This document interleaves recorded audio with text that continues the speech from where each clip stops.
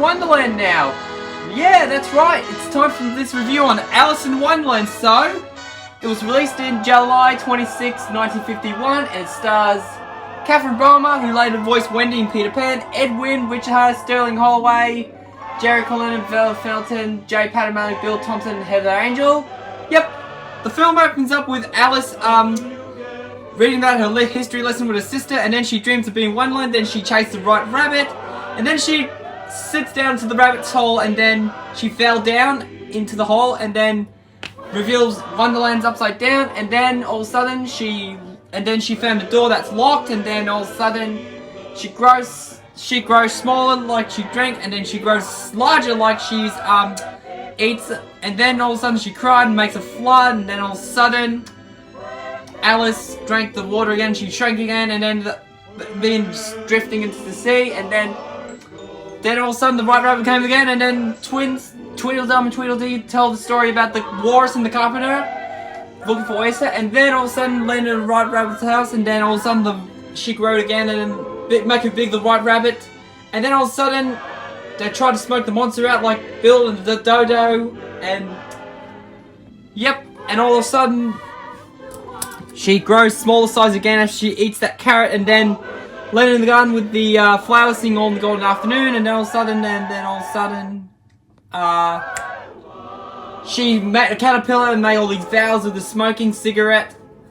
vape thing, whatever it is, and then all of a sudden she grew again, but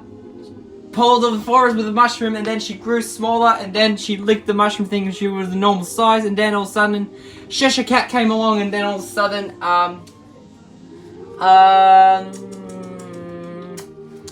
and then she looked for the Mad Hatter and the March Hare, and then all of a sudden they had an unbirthday party, and then Alice was through with the unbirthday, and then the White Rabbit came along, and then the Mad Hatter and the March Hare made that watch with the jam and all that stuff.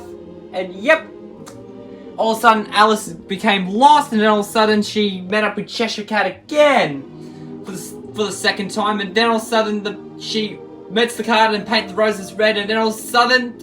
the Queen of Hearts came about and she got angry with the roses red, and then all of a sudden played croquet, and then all of a sudden Cheshire Cat made the Queen's fell over and knocked her head, and then all of a sudden the Queen orders to execute Alice with the trial, and then all of a sudden it was an unbirthday again with the Queen of Hearts this time, and then all of a sudden the Queen got mad, and then Alice grows taller again for the last time, and then all of a sudden she shrank back to her normal size, and then all of a sudden they chased us home with the people of Wonderland along with the Queen of Hearts, and then all of a sudden it was some of the dream, and then all of a sudden Bifal's sister returned home for dinner. That's all the movies. Yep. And this is probably the first Disney movie to have the Mellow Man, which is like sort of like the deep voice people. And then yeah, when this film was re-released? Let's see when this film was re-released, and so we can know the dates well. Yep, so the movie was re-released in March 5th, 1957, and then April 3rd, 1981, and it was one of the Disney videos that was released on home video in the early 80s, just like Dumbo, Free Caballeros, and Fun and Fancy Free. Yeah, so that's this review done, and this next review will be the last RKO Radio Pictures Disney animated film was Peter Pan, so stay tuned for that next Thursday.